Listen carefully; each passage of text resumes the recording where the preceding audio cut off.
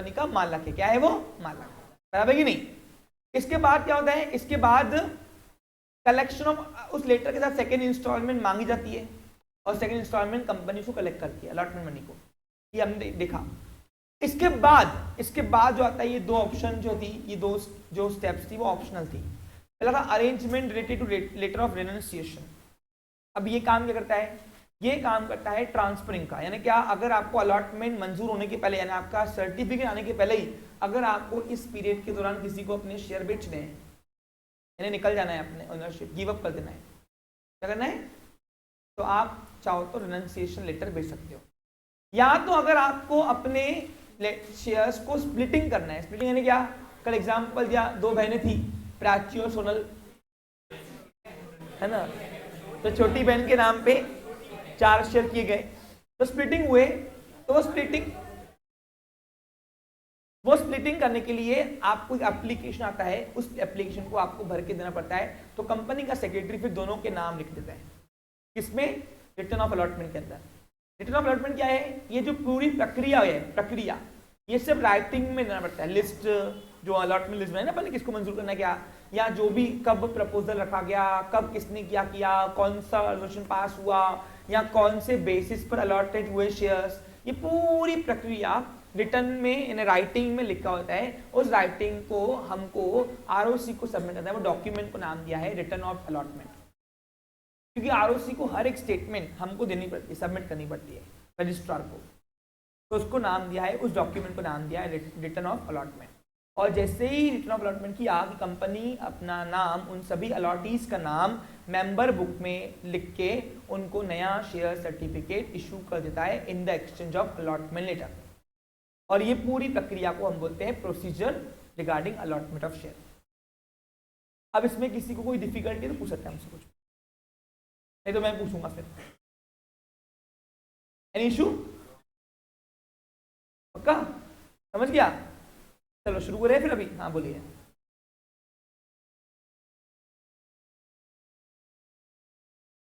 हाँ, क्योंकि स्प्लिटिंग करते वक्त ही क्या हुआ, कंपनी के डायरेक्टर्स, कंपनी की सेक्रेटरी ने उनका जो नाम है अलॉटमेंट लिस्ट में वो दोनों का डाल दिया, दोनों बहनों का। तो 2 सर्टिफिकेट, 6 सर्टिफिकेट के नाम बनेंगे शेयर का, और 4 शेयर का सर्टिफिकेट के नाम बनेगा। ना क्लियर? और कुछ पूछना है? डन? Okay clear.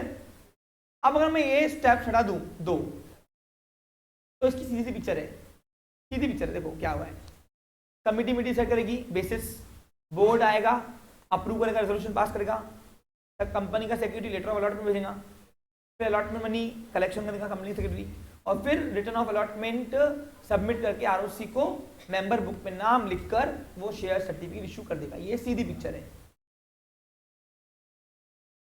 समझा आपको? क्लियर? पक्का? कोई डाउट नहीं इसके अंदर? ओके चलिए। हाँ बोलिए। हाँ मैं बेटा एक काम करो, एसी ऑन करता हूँ, कर दीजिए। जाना? हाँ चलिए, तो ये थे हमारी एक दूसरा पड़ाव खत्म किया हमने। ओके, अब आज हम जा रहे हैं एक दूसरे पड़ाव पे। बेटा ये बंद कर दे, विंडो यार चालू है, बंद है, बंद कर, हो गई बंद?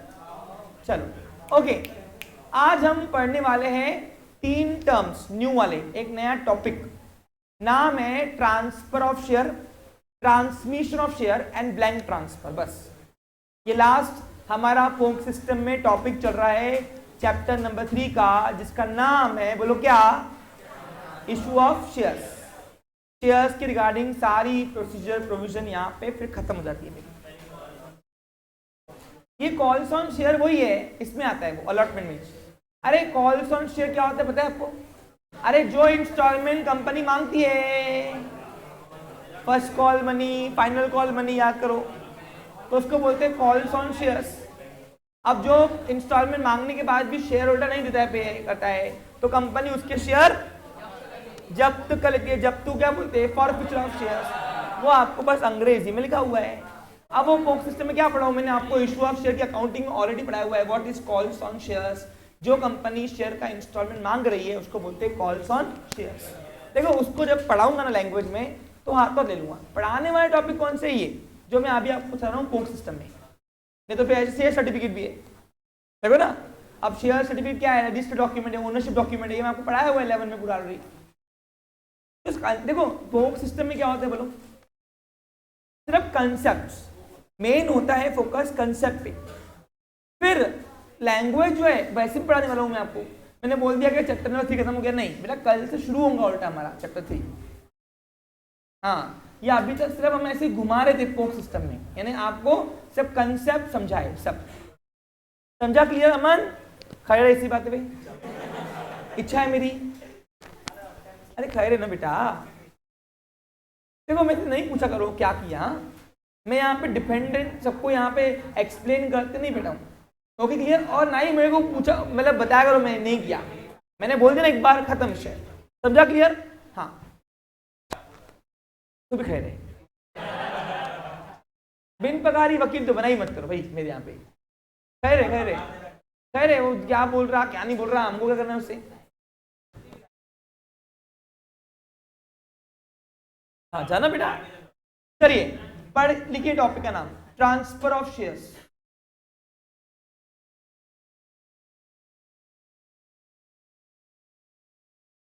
Transmission of shares.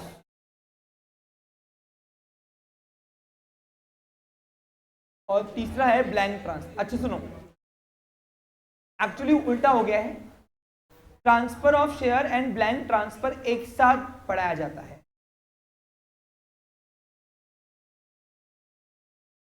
ओके, और फिर एक अलग टॉपिक लिखते हैं ट्रांसमिशन ऑफ शेयर्स। देव खैरो बेटा,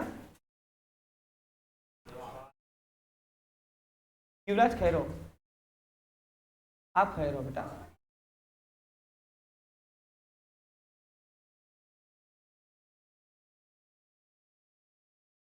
ओके शुरू करें। चलिए अब हम इसको समझाते हैं आज आपको, यहाँ पे ध्यान दो। What is transfer of share? अच्छा एक काम करो, एक काम करो, मैं कुछ लिखा रहा हूं वो लिख लो अपने नॉलेज के लिए।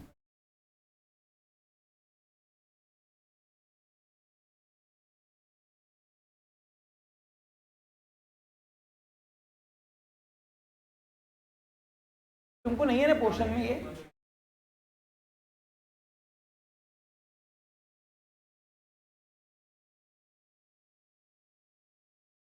नहीं है?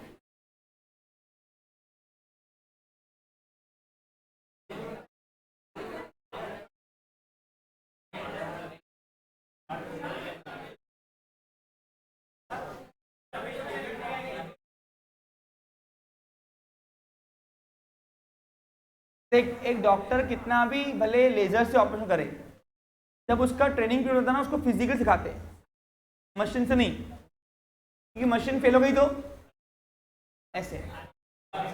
Okay clear? इसलिए इसलिए ये आपका भी ट्रेनिंग पीरियड है, इसमें पहले फिजिकल फॉर्मेट सीख लो, इलेक्ट्रिक फॉर्म बाद में लिख के जाए remade form. Okay clear? Remade यानी क्या? फिजिकल फॉर्मेट की बात कर रहा हूँ।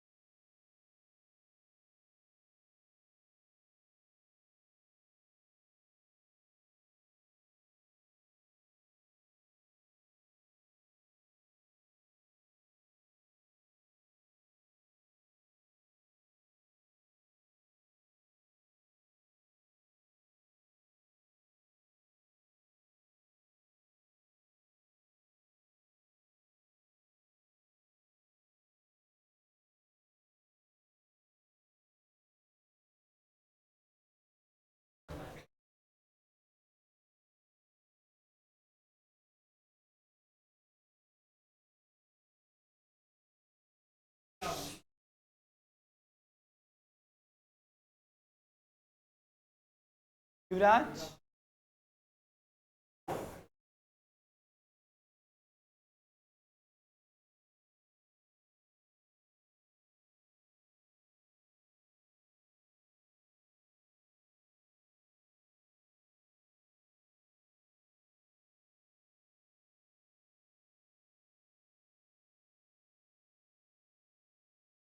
भावेश, भैरव, युवराज,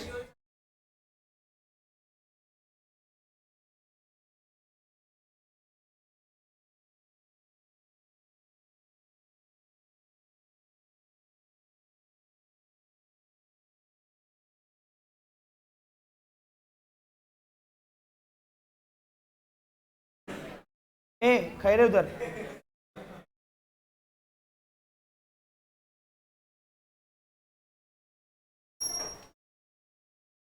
तुमको प्रोसीजर नहीं है ना ट्रांसफर ऑफ शेयर की, बट सीख लो।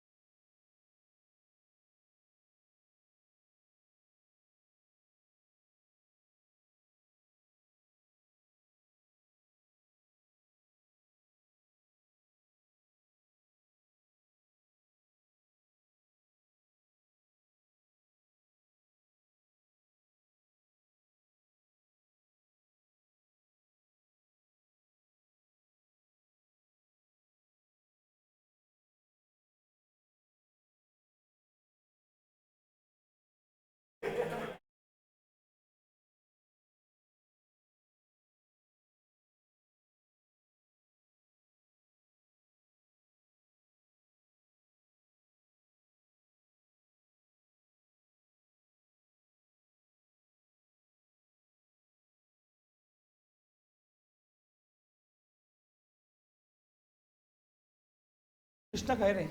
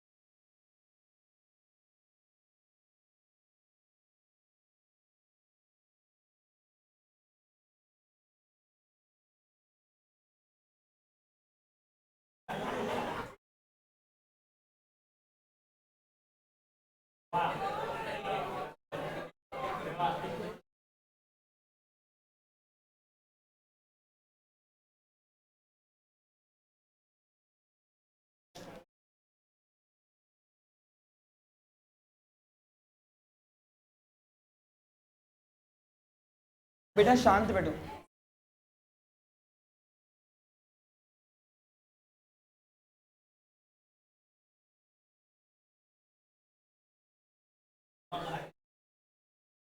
अरे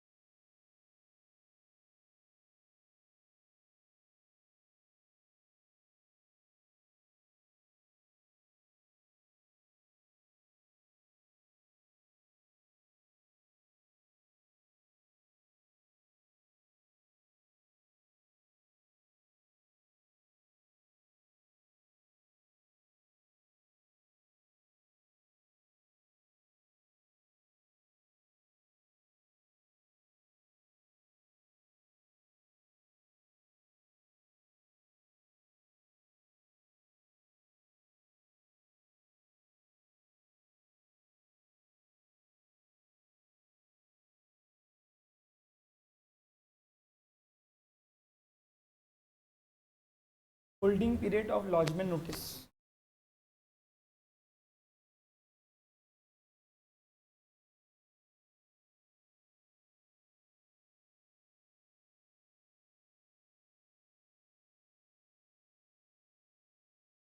Holding period of lodgement notice by the company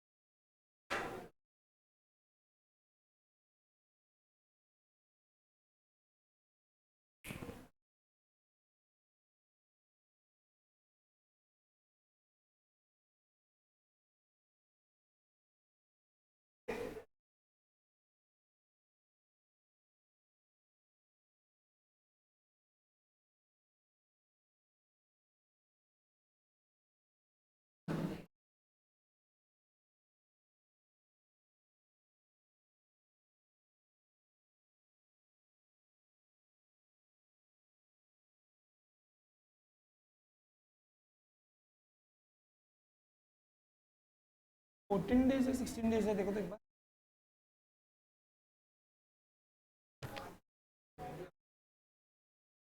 holding period of lodgement notice as per companies act for transfer of share.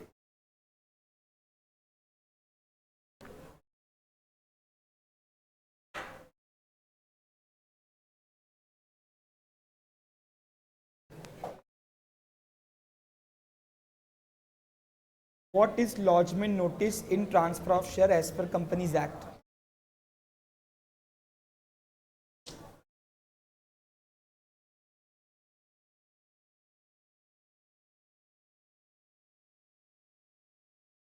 ठीक है, देखो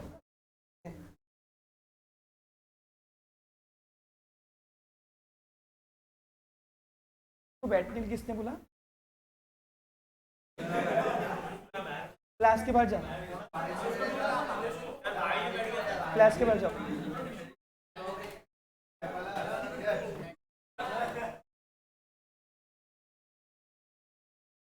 दोनों क्लास के बाहर जाओ, क्लास के बाहर जाओ।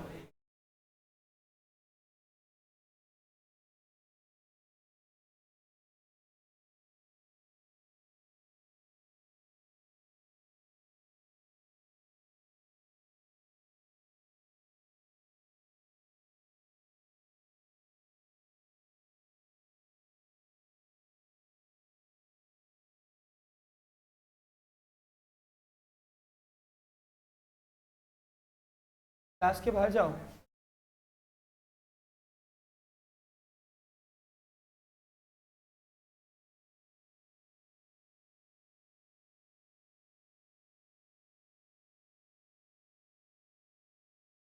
3 दिन का रस्टिकेशन दो भावेश, सचदेव एंड कार्तिक को। नीचे आ रहे दे दो।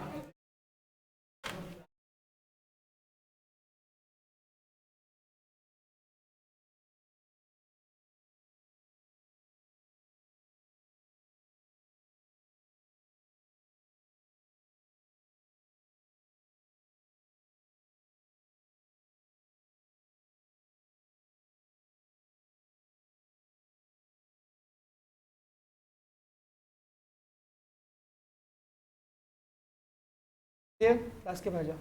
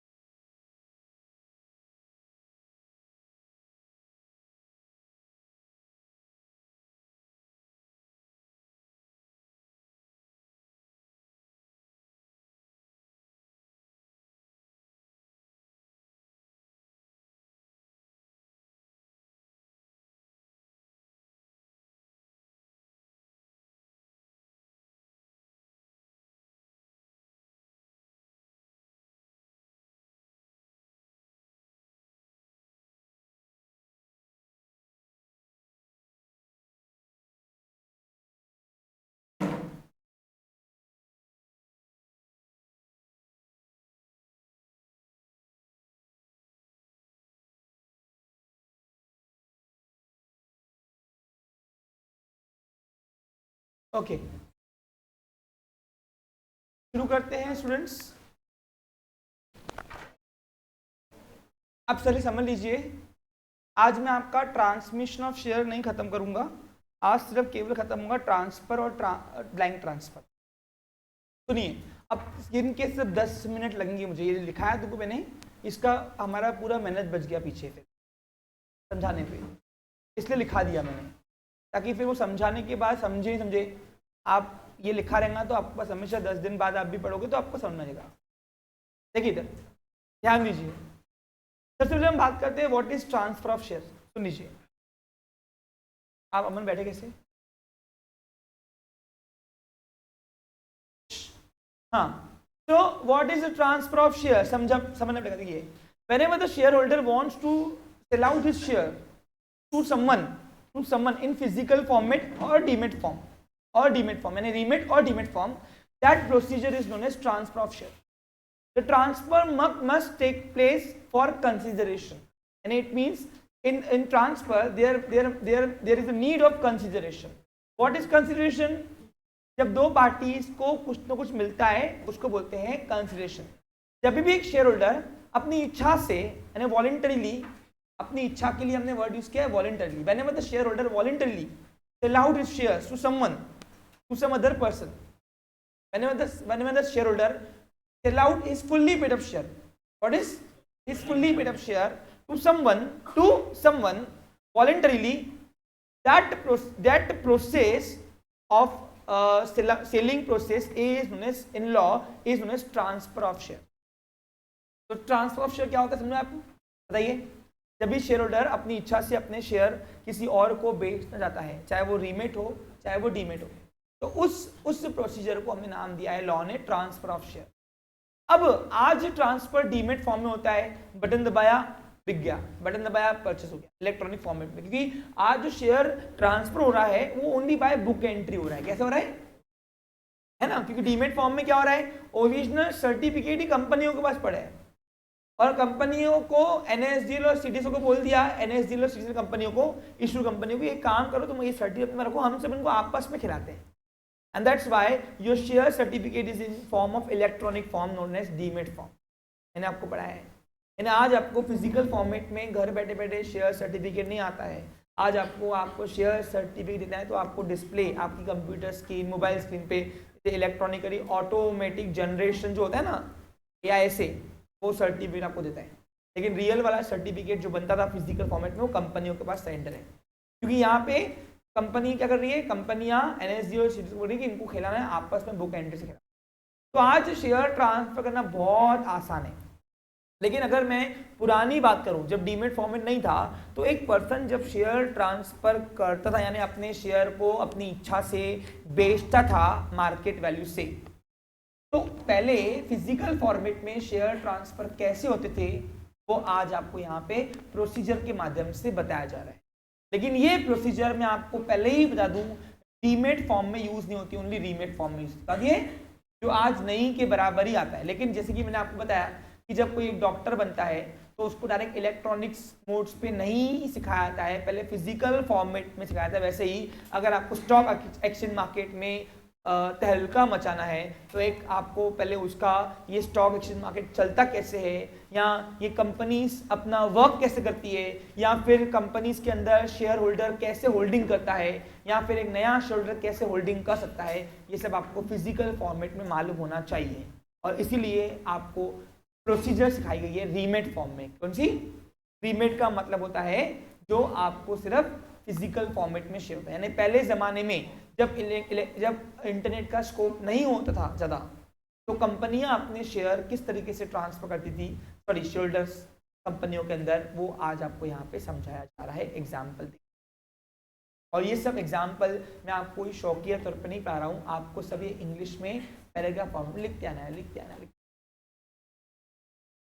अब जब कोई ट्रांसफर होता है दो पार्टीज के बीच में, कौन कौन? शेयर होल्डर और न्यू वाला शेयर होल्डर, तो पुराना शेयर होल्डर है नया शेयर होल्डर, तो उनको एक टाइटल दिया गया है ट्रांसफर के, ट्रांसफरर और transferee. Who is transferor? A person who wants to sell out his shares, it means existing share holder is known as transferor, and the person to whom the share are transferred the person to whom the share are transfer is known as transfer, यानी जिसके नाम पे share transfer होगा, यानी future वाला share holder. क्या अभी तक काम चालू है ना, तो उन पर्सन को हमने टाइटल दिया ट्रांसफरर और ट्रांसफरी। तो what is transfer, who is transferor and who is transferee, got it, समझा? जो एग्जिस्टिंग शेयर होल्डर है वो ट्रांसफरर है, जो फ्यूचर वाला शेयर होल्डर होगा कंपनी का वो होगा ट्रांसफरी। याद रहेगा, जिसके नाम पे शेयर ट्रांसफर होंगे वो ट्रांसफरी, जो शेयर ट्रांसफर करना चाह रहा है वो ट्रांसफरर। तो अभी हम बात ना शेयर होल्डर वाली बात करेंगे ना बायर और सेलर की, ट्रांसफरर और ट्रांसफरी की, क्योंकि बार बार आप जब मैं आपको अभी प्रोसीजर पढ़ाऊंगा, क्या पढ़ाऊंगा, इधर बैठो, अभी जब मैं आपको प्रोसीजर पढ़ाने जा रहा हूं,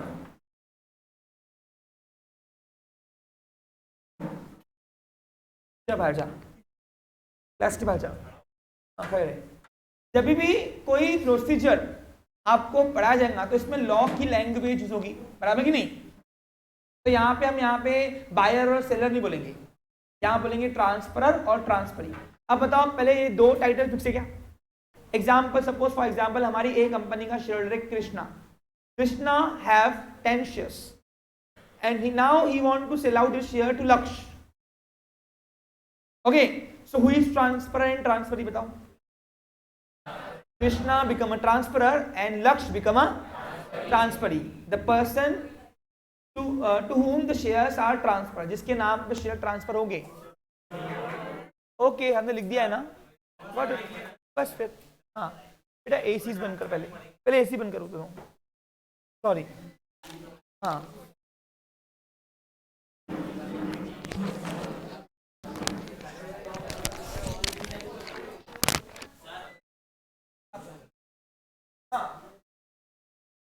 अभी